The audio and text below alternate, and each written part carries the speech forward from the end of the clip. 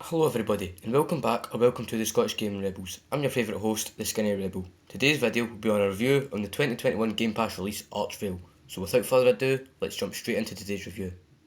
Have you ever been found playing an old early Zelda game and thought to yourself, what this needs is a load of bullets flying everywhere, maybe with some of them homing in on me? Well, number one, you're a bit strange, but I like you. And number two, your wishes might just be about to come true. You see, the latest title from Eidos and Frops is Archvale, and it is basically as I described in the first sentence. So the question I hope to answer, having spent more than a few hours battling beasties, this should make you invest time in Archvale, or would you be better off playing Zelda 2 again? Because Archvale is essentially a bullet hell game dressed up in clothes of a top-down adventure, you visit places like Timberwell and Crabclaw Caverns, and fight cartoony pixel art monsters with swords and bows and magic, but the enemies can be relentless, and staying out of the line of fire requires an insane level of reflex and patience. The story to Archvale is suitably grandiose and overblown, as we have come to expect from these titles. A long time ago, a cruel and malicious king ruled the land, terrorising the population. Both he and the fabled arch to Archvale have almost passed into myth, with the only exception being the Undying, creatures that the king cursed with immortality to live out the eternity in his prisons. Guarding lumps out of the arch can be led to Archvale, and luckily someone has now appeared who can kill these Undying. The slightly less good news is that this is the character that we play, a cute little pixel that needs to be travelled the land, exploring, defeating enemies and bosses and rebuilding the fabled arch brick. Rings, badges and blessings are scattered about the place to give you buffs and advantages. Rings are equipable items, which you can only wear one of. Blessings are permanent buffs to one of your attributes and are usually found in new fountains, but badges are the important one. These alter small elements of the game, mechanics, and can be stacked. The first badge you find, for example, gives enemies a small chance to drop health on death. Another allows your arrows to track targets. Others increase magic damage and add extra heart to your health pool, or alter your damage output. Initially you can only wear two, but you can increase that number as you progress. Now, the comparison to the early Zelda games is borne out by the presentation of the game, with a determinedly retro approach to the way that it looks. The enemies in the player sprite, along with the background and the weapons you find, are literally piles of pixels, yet they look disarmingly cute as they go about trying to kill you. The graphics work very well for this style of game, and there is absolutely no slowdown as you go, despite there being more bullets on the screen than you can shake a stick. By contrast to the retro look of Archvale, the music is bang up to date, although a chiptune soundtrack may have been more neeping, and sounds great, especially with the creepy music the first time you encounter the undead enemies.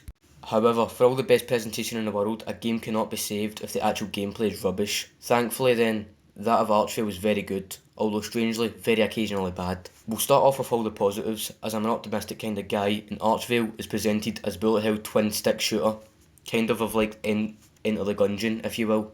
The action is viewed from above, that almost every room you enter will have a bunch of enemies that you need to dispose of before you can move on to the next. Where this game differs from Gungeon is in the wide choice of weapons that you can equip. You need to keep moving, attack when there's time, and master the art of dashing. This gives you a brief invincibility window and allows you to reposition while mixing in ranged weaponry or magic, and can be a great way to get some extra damage in fast. There are lots of weapons, from swords and spears to throwing knives, bows, magical tomes, staves and crossbows. You can only equip one at a time, but others can be placed in a hotbar to allow swift changes.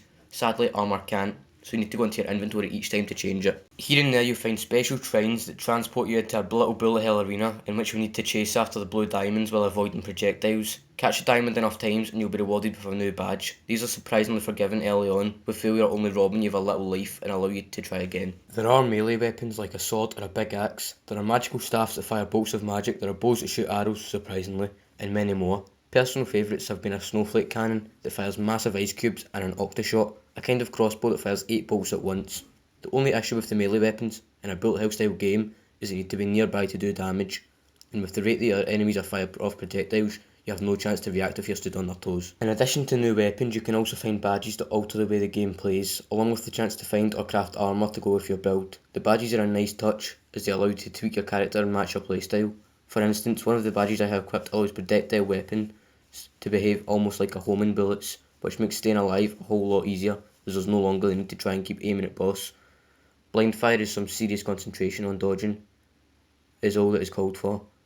Armour can be matched to your playstyle, so I have a hat on that increases range damage by 25 for assistance.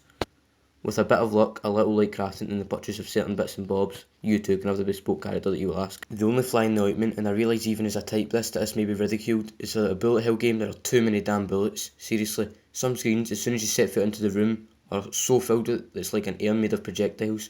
It's also very well having to dodge and dash and move, but when there isn't a square inch in the screen without a bullet in it, you'll very often find that there's nowhere to dodge to. Recognising the patterns of bullets from different enemies and which ones will home in on you and which ones won't, pink bullets are the ones to watch, fact fans.